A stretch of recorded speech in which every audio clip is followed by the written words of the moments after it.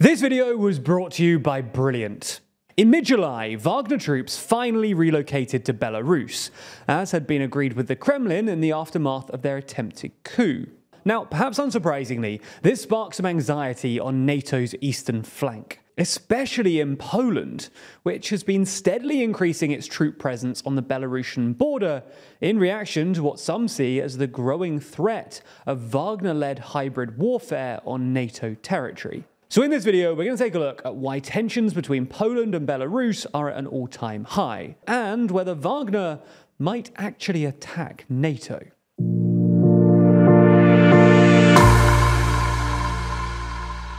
So, this story really starts with Wagner's attempted coup in late June.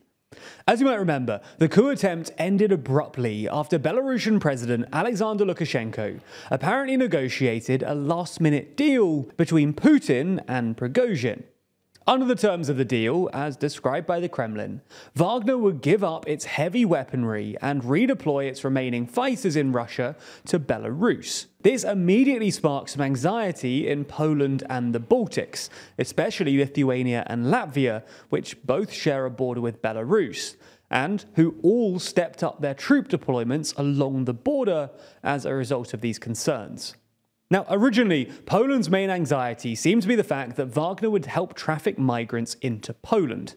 For context, in late 2021, Belarus and Russia started flying over hundreds of migrants from the Middle East and then pushing them into Poland as an apparent attempt to manufacture a migrant crisis in the EU. Now, Poland responded to this by literally building a wall on their border with Belarus, and they're still worried that Wagner, perhaps disguised as Belarusian border guards, would be used to restart migrant flows into Poland by finding a way around the wall. Now, for a while after the coup, it seemed that Wagner were actually just going to stick it out in Russia, and that Poland and the Baltics had nothing to worry about. Flight data suggested that even Prigozhin was still in Russia, and when a Russian journalist called Wagner pretending that he wanted to sign up, the Wagner recruiter still said that they were operating out of Russia. However, on July 14th, the Belarusian Defense Ministry announced that Wagner troops had started training in Belarus, and that they were training Belarusian conscripts in its territorial defense force in a town some 65 kilometers southeast of Minsk,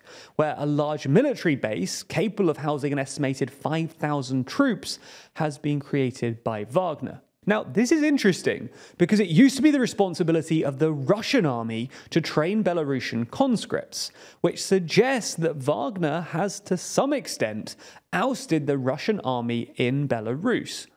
A few days later, Prigozhin released his first video in a while, where he said that Wagner would make the Belarusian army the second best in the world, before gathering our strength and heading off for Africa.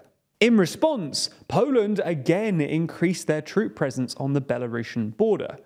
This didn't go down too well with Putin, though, who claimed in a televised Security Council meeting on July 21st that Poland's new development was a provocation, and warned that aggression from Belarus will mean aggression against the Russian Federation.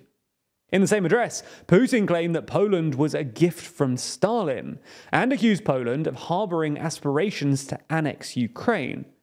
This might sound absurd given the strength of Polish support for Ukraine, but it's actually a common talking point in the Kremlin, and Putin himself has claimed multiple times that Poland is trying to annex parts of western Ukraine that Poland ceded to the Soviet Union during and after World War II. Now, 2 days later, in a slightly extraordinary meeting with Putin on July 23rd, Lukashenko joked that some Wagner fighters apparently wanted to invade Poland. Вам зачем на запад туда? Ну, и втихую мы же контролируем, что происходит. Ну, сходим на экскурсию в Варшаву и Жешув. А Жешув для них неприемлемо. Now, footage doing the rounds on Telegram seemed to show that Poland had deployed armoured vehicles to the Belarusian border in response. And a few days later, Poland's Prime Minister said that he had received intelligence that 100 Wagner troops were advancing towards the Suwalki Gap. For context, the Suwalki Gap is a 104-kilometer strip of land that connects Russia's Kaliningrad Oblast with Belarus, and runs along the Lithuania-Poland border. It's named after the Polish town of Suwalki, which sits just south of the border. And as all land connections between Russia and Kaliningrad run through it, Russian citizens have a visa waiver agreement for passing through the area.